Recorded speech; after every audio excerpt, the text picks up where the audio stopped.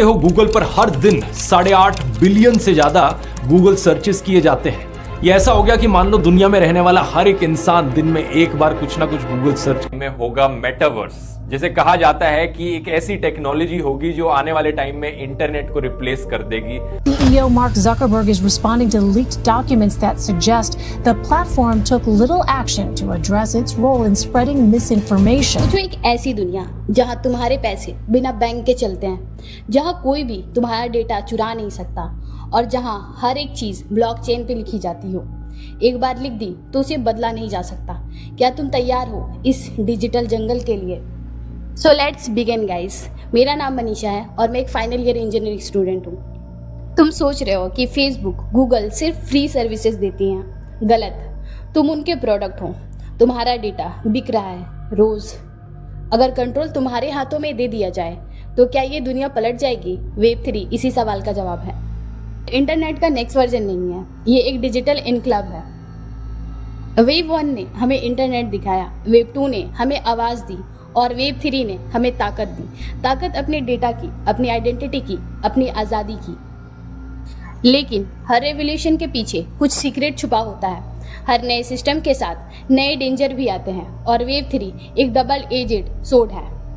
तो इस वीडियो में हम बात करेंगे किस तरह वेब 2 ने हमें कंट्रोल किया, किस तरह वेब 3 ने हमें आज़ादी दी, ब्लॉकचेन, क्रिप्टो, NFT जैसे डार्क और पावरफुल टूल्स के असली सच, गवर्नमेंट वेब 3 से क्यों डरता है और किस तरह तुम नए डिजिटल युग के बिलियनियर बन सकते हो।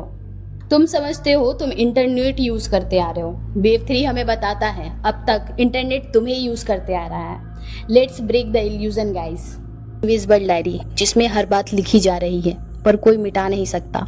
सोचो कि ऐसी किताब जो पूरी दुनिया एक साथ मिलकर लिख रही है।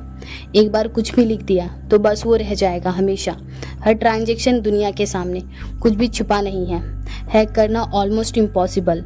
हर पेज इनक्रिप्टेड है और हर पेज गार्ड के साथ है, जिसमें तुम्हारा डेटा नहीं, तुम्हारा फ्यूचर बंद है और की सिर्फ तुम्हारे पास।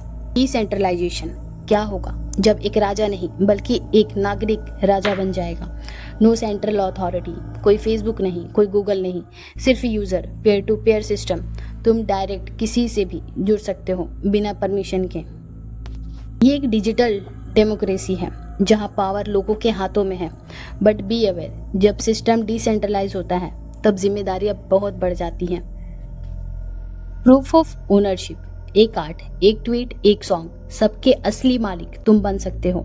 हर रीसेल पर क्रिएटर काम कर सकता है, जिसे वेब 2 में कभी अलाउ किया ही नहीं गया। लेकिन ये दुनिया चमकने के साथ साथ डेंजर भी है। Fake NFT, scam. अगर तुम्हें ये गेम नहीं समझ में आया तो तुम खुद के एक एसेट बन जाओगे। डेटा ओनरशिप, तुम्हें पता है गूगल, फेसबुक जैसी बड़ी बड़ी कंपनियां डेटा बेचकर ना जाने कितना कमाती हैं, कितना टर्नओवर करती हैं। तुम्हारा डेटा, तुम्हारी डिजिटल आइडेंटिटी, वेब 2 ने इसे छुपा दिया था। वेब 3 तुम्हें तुम्हारा असली चेहरा दिखाता है। अर्निंग विदाउट मिडिलवेयर, अब बीच का एजेंट हटा दो और दुनिया सीधे सीधे कनेक्ट करो। वेब 2 में जहां यूट्यूब, इंस्टाग्राम सब कुछ के उनके अकॉर्डिंग रूल एंड रेगुलेशंस होते थे, वेब 3 में तुम और तुम्हारे ऑडियंस के बीच में कोई नहीं होगा। तो मिलते हैं नेक्स्ट वीडियो पे, तब तक के लिए be your own boss. Break